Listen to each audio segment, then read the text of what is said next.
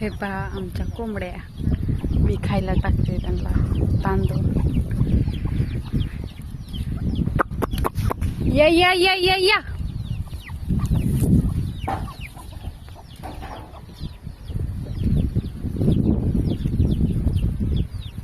कसं आहे गावाकडचं वातावरण, मस्त वारं सुटलेलं आहे. या पिल्लं बाहेर कशाला आणले ग बाई, मी आता आली असते की.